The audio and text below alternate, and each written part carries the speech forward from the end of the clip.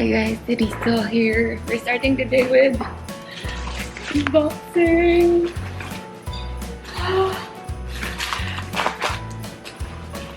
Oh my gosh. Hey Siri? Hey! Yeah! Siri! Hindi mo ko naririnig? Hey Siri! Leaves are turning yellow.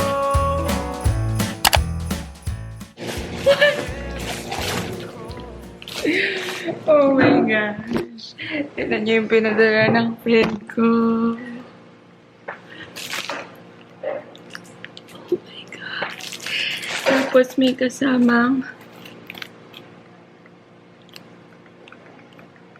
Sinto. Ah! What?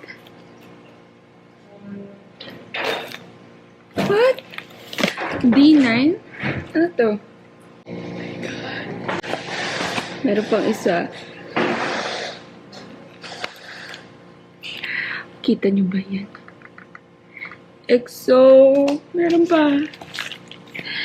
Let's see. Ito, sabi niya, hi Therese, this package is for you.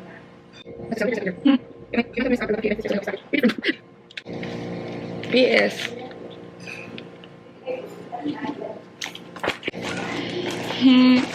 Meron pa.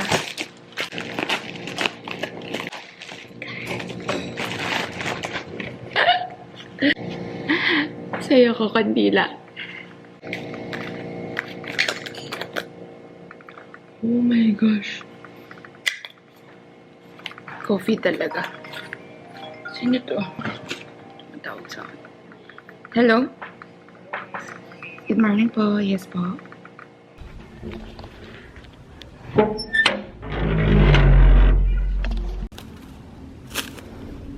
Oh my gosh. Meron tayong tiny bachi.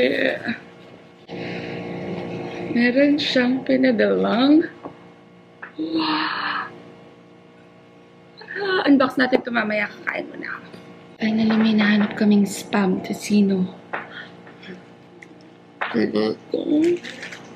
So, eto, nakita nyo, dineliver ng tiny bachi ang ating Homepod Mini. It's my first time to have a speaker na smart speaker. Tignan natin. Oh my gosh. I'm so excited. Ang slick ng itsura nyo sa box. If you can see, ayan ang ating box. Kung ano itsura niya sa loob. Ganun din ang nandito sa labas ng box. Woo! Yan. Pinatasan natin siya with my pen. Oh my god.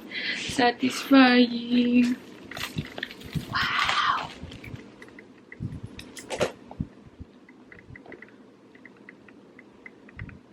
Oh my gosh. Oh my gosh. Charan! Here's our HomePod Mini. Wow! Ganito pala siya. Ayan. Ganyan siya kalaki. Ooh, ang liit nga niya. Tapos, what's this one? Oh, it's the Apple logo sa baba. Tapos, ito yung settings niya, which is volume lang. Volume up, volume down. And, USB-C siya. Oh, no. Meron kayang kasamang adapter to. Sana meron. Tingnan natin ano meron sa box ito. May adapter siya. Thank you. Thank you, HomePod, for having adapter. Oops. Kaso, yung sa tiny bachi, yung adapter niya is for, it's for Hong Kong. Hong Kong ba to? Basta yung tatlo siya. Pero, thankfully, our house is, hindi din eh. Universal yung mga ano namin, mga outlets namin, pero hindi tatlo. So, I still need adapter pa rin, pero, let's try it. I'm gonna look for adapters nun. Madami naman kaming Omni adapters. Super, nag-hoard ako ng Omni adapters nung last 11-11 ba or 10-10. Super. Just eto, the usual Apple sticker. Meron din manual. And yung iba-iba pang papel. So, ayan, medyo madami siyang papel. Pasok natin ulit. Okay, let's try it out. Open natin ang HomePod Mini. I'm setting it up already. You do. Hey Siri, what can you do? I can do lots of things, like turn on the lights, set a timer, and tell you about the weather. Now you try. Say, "Hey Siri, play some music." Hey Siri, play some music. Playing all songs shuffled. Can you play K-pop songs in Spotify?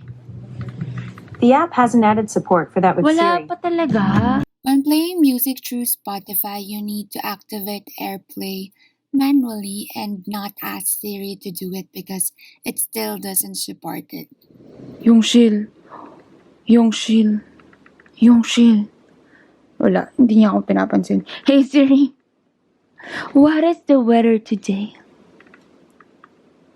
It's currently cloudy and 32 degrees. Expect thunderstorms starting in the afternoon, and cloudy skies tonight with mixed conditions for the rest of the day. Temperatures are heading down from 32 degrees to 26 tonight.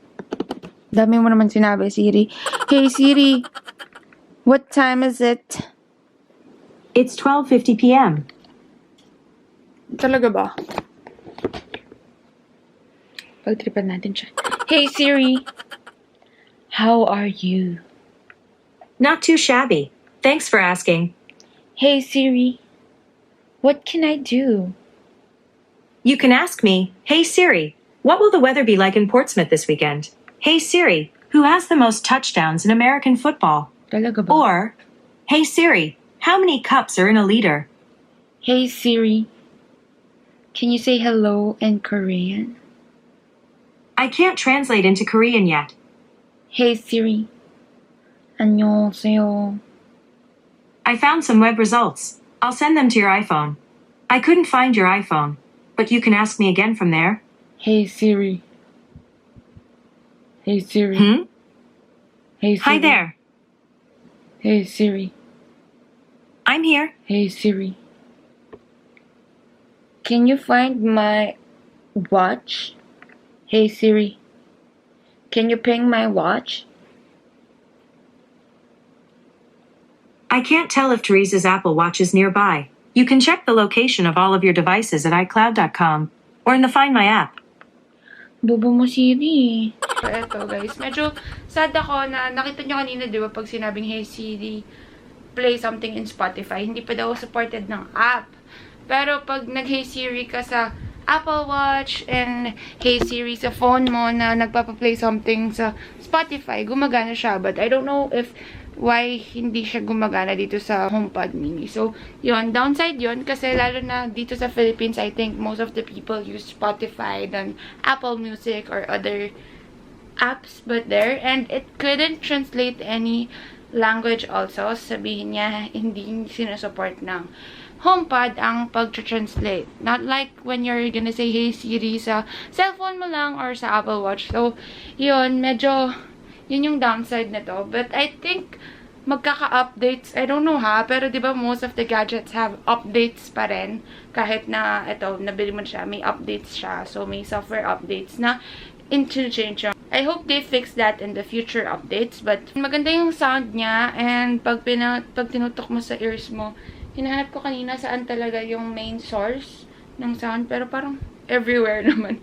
And, guys, super liit niya. So, as of now, wala pa kaming desk dito. Hinihintay namin yung side table namin. But when we will put it on the side table, it wouldn't take so much space like the other speakers. So, madami pa kami pwedeng malagay dyan. Lalo na ako makandila. Pwede ko maglagay ng kandila sa side table. And lahat ng abubot. So, there, downside lang siguro din is yung pag bumili ka somewhere na Hong Kong or other countries, iba yung saksakan niya. So, I really need to have adapter pa bago siya masaksak. And, ewan, natatakot kasi ako nag-a-adapter. Feeling ko lagi silang sasabog. Ganun. Pero, okay naman kasi Omni naman yung binili ko. So, yan.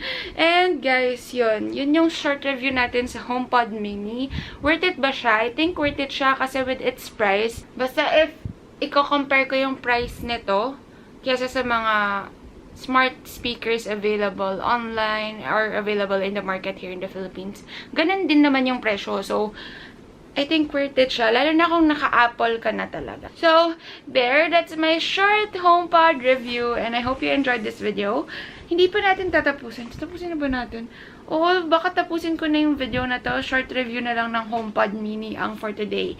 I will still look through all the features of this small speakers, but there, I will give you an update in my future Vlogmas videos. But for now, siguro, I'll see you tomorrow na lang, guys. Guys, I take it back. We're not ending the vlog because meron tayo ulit bubuksan na package. Kaya ako nakaano.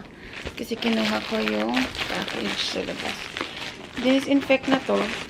And, ang super init niya kasi nasa araw siya kanina. So, yan. It's from Fat Nunas in Instagram. I bought this planner from them kasi if you have watched my previous favorites, I don't know which month yung sinabi ko. I tried visual planning. Visual planning ba yung tawag doon? Yes. Yung sa online mo ginagawa yung planner mo. But I can't kasi everything's online na, guys. So, I would need something na on paper para naman less screen time. So, eto na siya. I'm really so happy. Ang tagal ko itong hinintay. Mga 1 month ba o 2 months?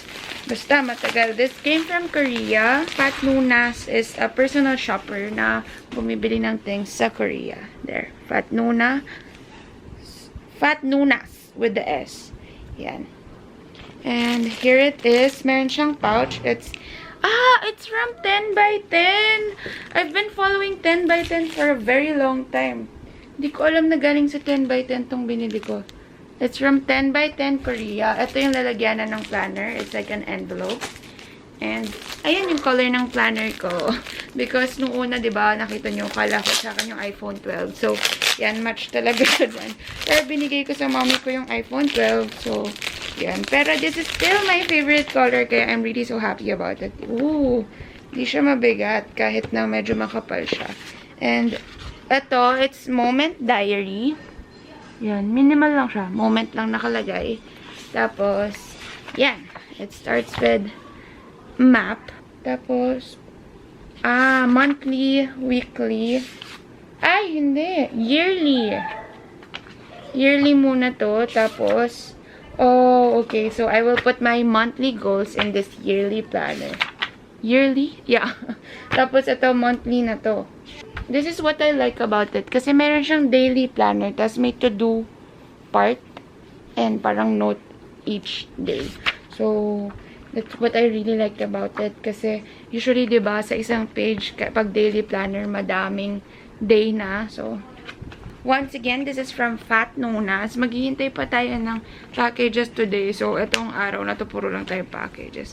I'm really expecting so much packages, but I don't know when they will come. Ayoko kasi nangungulit. Lalo na kung yung seller, trusted ko naman na. So, yun. Ayoko mangulit. But, there. We're gonna wait for it. I suddenly crave for ravioli, and thankfully New York Supreme here in Pampanga has the ravioli in white sauce and red sauce.